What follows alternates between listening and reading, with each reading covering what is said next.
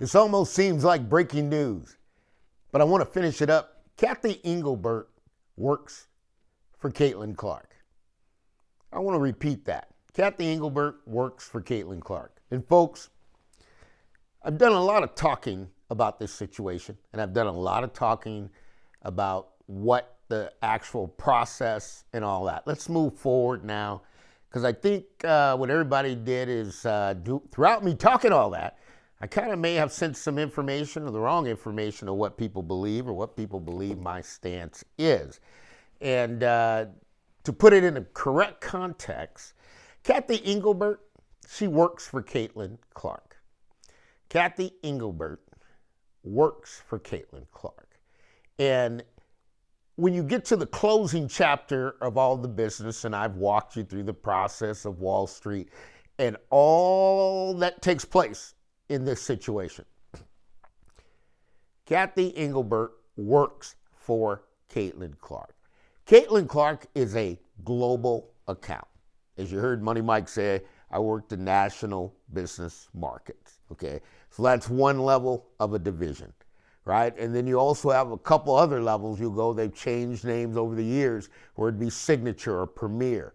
And then you have up at the top tier, right, sitting up at the top flag post, you have global accounts, okay? Cathy Engelbert, Caitlin Clark is a global account. Cathy Engelbert works for Caitlin Clark. Do the rest of the players in the WNBA would like to have Cathy Engelbert work for them? Absolutely, but that's not how it works, because now we're getting to the end, and what people are starting to believe is Nafisa Collier, as she came to the table, right? And do the WNBA have another player in the WNBA right now that's a global account? I'm going to say no. I'm going to say no. And what happens is, you go in there, and as I told you how it works with the WNBA, which the WNBA has a headquarters in New York, okay, going to go expand to 16 locations.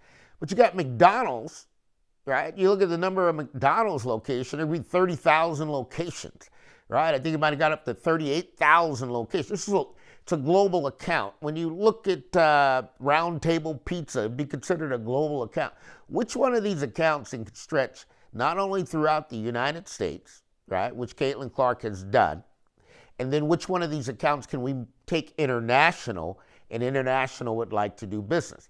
That's what Caitlin Clark is. Caitlin Clark is a global account. Everyone else, okay, is a national account that's working here in the United States.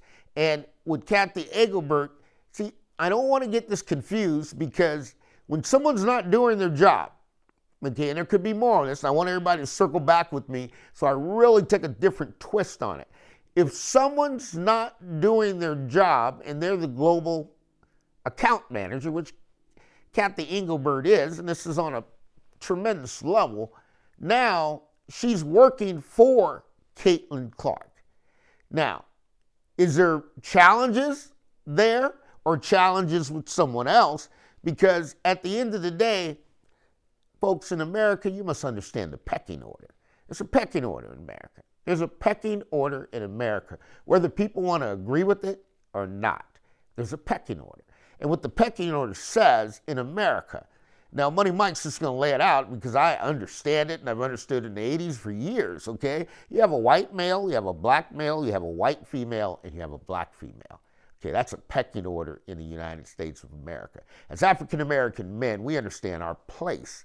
So we're not trying to fight the system. We're not trying to overthrow the system. And when you look at this from this standpoint, and if I explain it to you correctly, there isn't another player that is in the WNBA that is on the global status of Caitlin Clark. So what is Cathy Engelbert, as she has done? Now she works for Caitlin Clark. Caitlin Clark doesn't work for Cathy Engelbert, okay? And I think that was the riff that everybody's bringing out with the platform, okay? Because everybody who's around and who is close in this environment with Caitlin Clark understands that Cathy Engelbert works for Caitlin Clark. She's a commissioner of the league, but she works for Caitlin Clark. When she goes out there and she's meeting with Wall Street, she's meeting with Wall Street for Caitlin Clark, okay? That's what she's meeting Wall Street for. When she's meeting with the investment bankers, she's meeting with investment bankers for Caitlin Clark. And I don't want people to get it confused. And that's what struck me with Collier. Okay, that's what struck you with Collier. And that's a little out of line. I'm going to tell you here in just a minute. See, it's like the NILs have come into the business of sports. And what did I tell you? The coaches don't matter. The coaches don't matter in NCAA no more because the players are making so much money, right? And if they don't get along with the coach, they're going to move the coach out before they're going to move the player out because they're already paying the player money. So when you get to the point of Napheesa Collier and bringing this forward and attacking Cathy, okay, she's attacking Cathy because Cathy is supporting Caitlin Clark. And what it is, it's called a divide, folks. Okay, what they're trying to do is utilize and come up with any crazy scenario you can to divide and separate Cathy from Caitlin Clark. And when you have a single point that's managing a global account, right, and if it's not going right, now here's the undivided part, as I mentioned, of all the clients. Now on the other side, if there's some, it only takes one shareholder, okay, to get a CEO removed. And this is what I always told Stephen A. Smith, because I think they've got an internal problem that may leak back into this with Molly Karam. And I think Molly Karam, it came down to pay with Stephen A. in the contract, right? So now you got Cathy has to make certain moves, and it is dependent on the investors. And the investors are at the WNBA for Caitlin Clark. Caitlin Clark is the global account of the WNBA. The WNBA in this era, now you could have other eras that the WNBA has played, but I am talking to you about right now, today, 2025 till 2035, okay, that will be the Caitlin Clark era of the WNBA. And that where those investors are looking at maximizing their profit revenue with Caitlin Clark. And that's why Caitlin Clark's going to play FIBA basketball, right? Because it's too important to the United States of America, okay, to have her go play unrivaled, which didn't make any sense because the asset is the value of that asset. You could never take a global account and put it into a small market. And what does that mean? That's like Minnesota. Kevin Garnett had to go to Boston. Once he got to Boston, okay, now they're managing. If you want to look back at David Stern, right? I mean, he had a global account with Michael Jordan. That's a global account. Okay, you get a player that comes along that's a global account, all right? The league is basically working for that player. The player is not working for the league. And I think that's where everyone else has it confused, and they believe that they're on equal terms with Caitlin Clark. Okay, but you have to understand, you can't be on equal terms if you're a small to medium business, right? And we've got a global business here. The two don't come together. And I think what everybody was having me do, as I tried to stay politically correct, now we got to go in and we got to negotiate the contract. Well, this is the part where Money Mike, I appreciate Danny Granata. I worked with one of the best, and really, the negotiating skills, this is the close now, okay? Because I only have $300,000 on the table on this side, right? That's the WNBA side. I got $3 billion on this side. Where am I going to put most of my attention? It's going to go over here, right? So what do they want? They want to separate what Cathy is working for Caitlin, come get somebody to work for us. There's a lot of silos that can come together in corporate America and corporate business. But this one here, I want to make sure everybody is clean, clear, and understand that Money Mike is going to be the first to tell you, okay, that Cathy Engelbert does not, okay, Caitlin Clark doesn't work for her. Cathy Engelbert works for Caitlin Clark.